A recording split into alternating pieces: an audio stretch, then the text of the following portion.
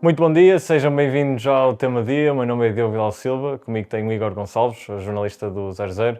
Igor, finalmente, envolvidos muitos anos, o PSG conseguiu ganhar a Champions, mas a minha primeira pergunta é precisamente nesse passado. Como é que era este PSG antes dos milhões? Antes de mais, bom dia. O PSG tem uma história muito interessante porque o PSG é um clube jovem. O PSG foi fundado em 1970, portanto, se compararmos com os outros grandes clubes na Europa e em França, é um bebé, digamos assim, tem 55 anos, portanto, muito pouco. União de dois clubes, o Paris FC e o Stade Saint-Germain, daí Paris Saint-Germain.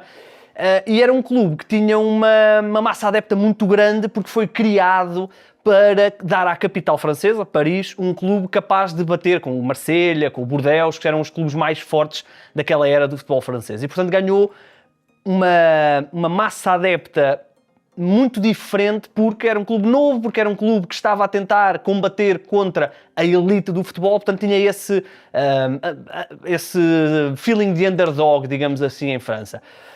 Portanto, é um clube que cresceu organicamente, naturalmente, estando em Paris, tendo muitos adeptos, foi rapidamente chegou ao pico do futebol francês, mas para se perceber, o primeiro título desta equipa aconteceu apenas em 1982, portanto, muito recente, que foi a Taça de França.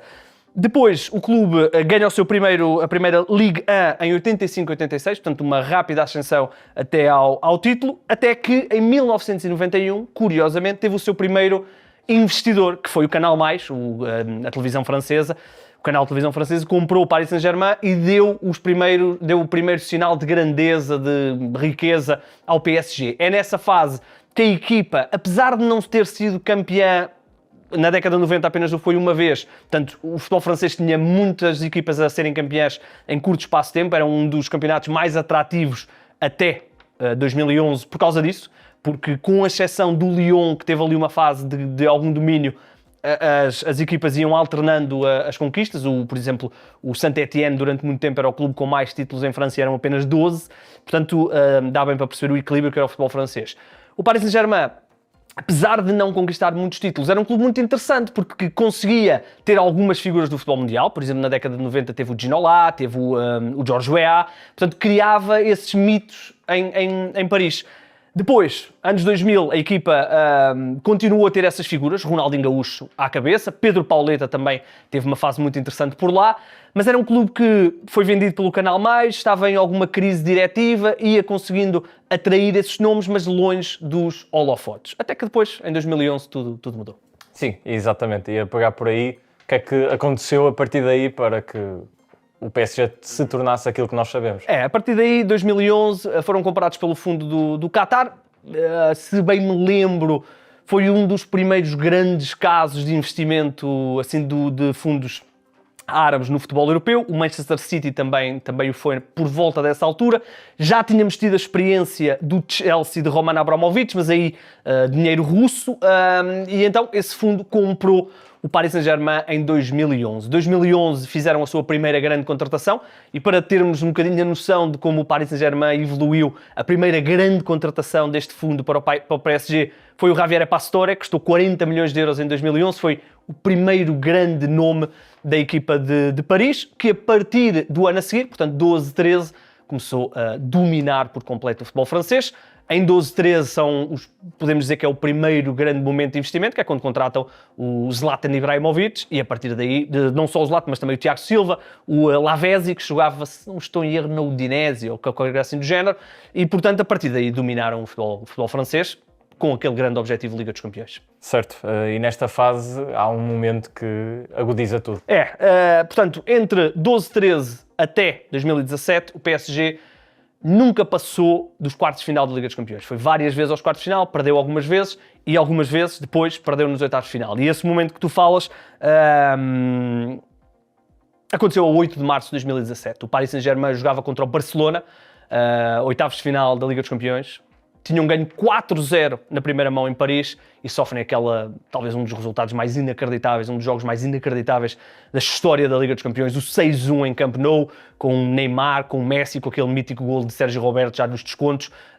E o Paris Saint-Germain aí tem uma espécie de crise de identidade porque vinha gastando rios de dinheiro em vários jogadores, Ibrahimovic e Cavani depois, pouco depois, portanto, rios de dinheiro em jogadores e nunca tinha passado os quartos de final da Liga dos Campeões.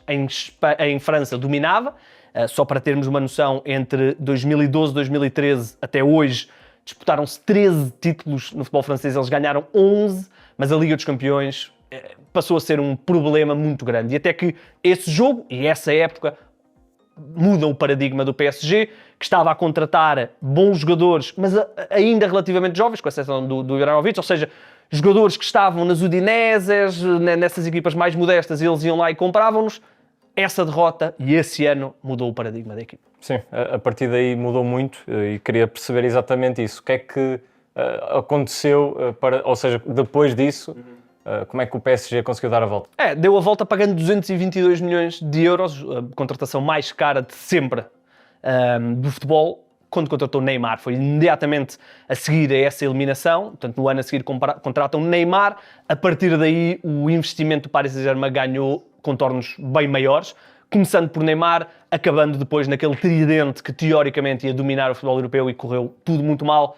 Neymar, o Messi depois a custo zero e no ano em que contratam também o Neymar tinham apostado 100 milhões de euros num jovem francês que tinha brilhado no Mónaco, Kylian Mbappé. Portanto, a partir desse momento, nesse verão, o Paris Saint-Germain gasta mais de 4 ou perto de 400 milhões de euros em contratações para atacar única e exclusivamente a Liga dos Campeões e as coisas não correram bem. As coisas não correram bem porque não só a equipa ficou desequilibrada, porque tinha um ataque muito poderoso, o meio-campo e a defesa eram muitas vezes postos em segundo plano. Recordar que, por exemplo, David Luiz passou por lá sem grande sucesso, Dani Alves vai para lá já numa fase descendente da carreira, e depois teve um outro problema, que é o ego dos jogadores, o poder dos jogadores, porque ao trazer Neymar e Mbappé e depois ainda juntar Lionel Messi, as coisas ficaram difíceis para os treinadores. Foram corridos vários treinadores, Laurent Blanc, Pochettino, não conseguiram pegar na equipa e quem não se lembra, por exemplo, do momento em que Neymar e Cavani se pegam por causa da marcação de um penalti,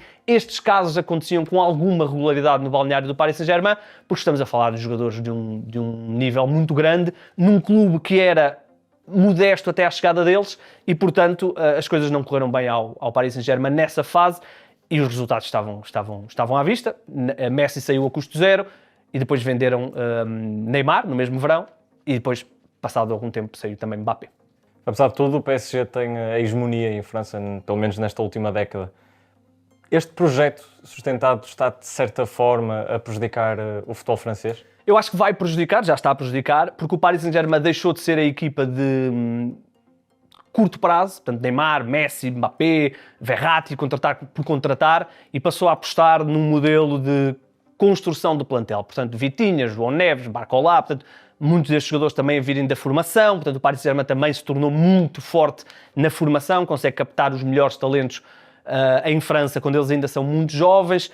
Portanto, uma série de jogadores, vimos agora na final da Liga dos Campeões, 2 dos jogadores que marcaram golos são 2 dos mais novos a marcarem de sempre na história das finais europeias. Portanto, é um projeto Paris Saint-Germain que neste momento nós olhamos para aquela equipa e dizemos daqui a 10 anos estes jogadores podem estar todos juntos ainda e o Paris Saint-Germain vai dominar o futebol francês. Portanto, essa foi a mudança de paradigma após a saída de Mbappé, que já tinha começado com a saída de Neymar e Messi e é concluída depois com a saída de Kylian Mbappé, onde deixou de haver um hiper estrela e passou a haver um conjunto absolutamente fulminante e contratações acertadas. Vitinha à cabeça, na minha opinião, e João Neves também, mas Vitinha, Nuno Mendes também, não podemos esquecer do Nuno Mendes. Portanto, uma equipa que vai dominar o futebol francês, que já dominava e vai dominar o futebol francês. Qual é que é o problema aqui?